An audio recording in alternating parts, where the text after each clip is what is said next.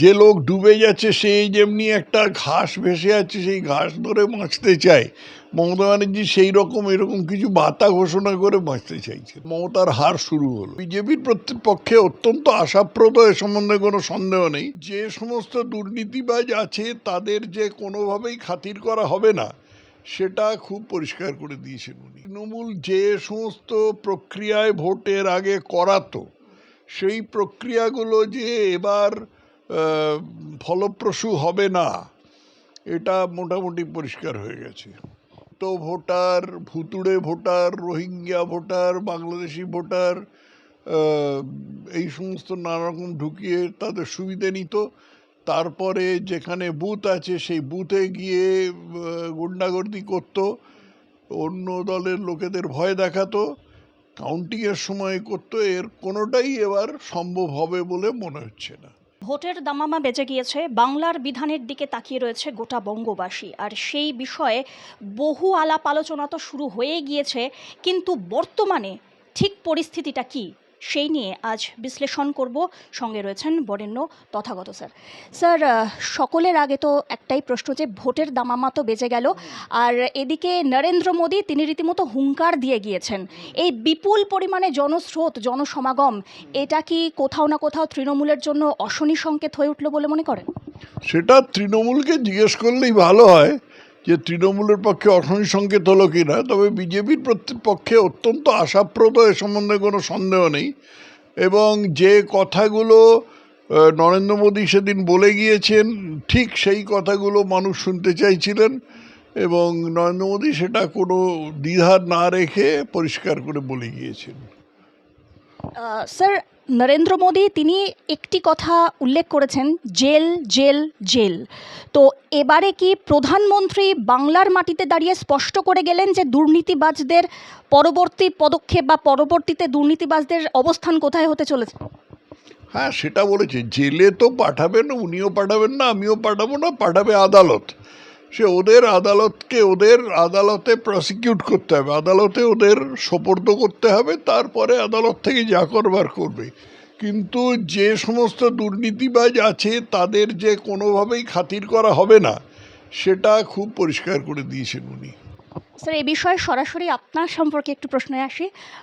প্রধানমন্ত্রী এসেছিলেন এবং আপনার সঙ্গে বেশ কিছুক্ষণ উনি কথা বললেন, তো সেই বিষয়ে যদি একটু আলোকপাত করেন। না, এ বিষয়ে আলোকপাত ঠিক আমি করতে চাইছি না। প্রধানমন্ত্রী এসেছিলেন, আমরা একটা লাইনে দাঁড়িয়েছিলাম, সকলকে নমস্কার করছিলেন, করতে করতে খানিকক্ষণ বাদে মানে যখন আমার সামনে এলেন হঠাৎ হাতটা বাড়িয়ে দিলেন। তো আমি হ্যান্ডশেক করলাম এবং খুবই অভিভূত হলাম। তারপরে দু একটা ব্যক্তিগত কথা হলো, সেগুলো কি আমি বলতে চাইছি না। স্যার, ভোট ঘোষণা হয়ে গিয়েছে এবং 2 দফায় ভোট ঘোষণা হলো। তারপরে তৃণমূল থেকে বিবৃতি এসেছে যে 1 দফাতেও যদি হতো তাহলে আমরা সবসময় প্রস্তুত। কিন্তু বরাবর আমরা দেখে এসেছি যত দফাতেই ভোট ঘোষণা হোক না কেন তাদের সবেতেই অসুবিধা। কি বলবেন এ বিষয়ে? সেটা তৃণমূলের অসুবিধে, আমি কি বলতে পারি? তৃণমূলকে জিজ্ঞেস করো তাদের কেন অসুবিধে, কি অসুবিধে। কিন্তু ব্যাপার হচ্ছে যে তৃণমূল যে সমস্ত প্রক্রিয়ায় ভোটের আগে করাতো সেই প্রক্রিয়াগুলো যে এবার ফলপ্রসূ হবে না এটা মোটামুটি পরিষ্কার হয়ে গেছে। নির্বাচন কমিশন স্পষ্টভাবে জানিয়ে দিয়েছে যে এবার বাংলায় কোনো রকমের হিংসা হবে না, ভোট পরবর্তী হিংসা বা ভোটের সময় স্বচ্ছভাবে ভোট করাটাই তাদের একমাত্র লক্ষ্য। তো এটা কি কোথাও না কোথাও বর্তমান শাসক দলের জন্য একটা ডিসঅ্যাডভান্টেজ বলে মনে করেন? অবশ্যই, কারণ বর্তমান শাসক দল নানাভাবে ভোটের প্রক্রিয়ায় শুধু হিংসা নয়, হিংসা এবং ফ্রড অর্থাৎ সঠতা আশ্রয় নিত। ইয়ে করার সময়, ইলেকটোরাল রোল তৈরি করার সময় থেকে সেখানে মৃত ভোটার, ভুতুড়ে voter, Rohingya voter, Bangladeshi voter, এই সমস্ত নানা রকম ঢুকিয়ে তাদের সুবিধে নিত। তারপরে যেখানে বুথ আছে সেই বুথে গিয়ে গুন্ডাগর্দি করতো, অন্য দলের লোকেদের ভয় দেখাতো, কাউন্টিংয়ের সময় করতো। এর কোনোটাই এবার সম্ভব হবে বলে মনে হচ্ছে না।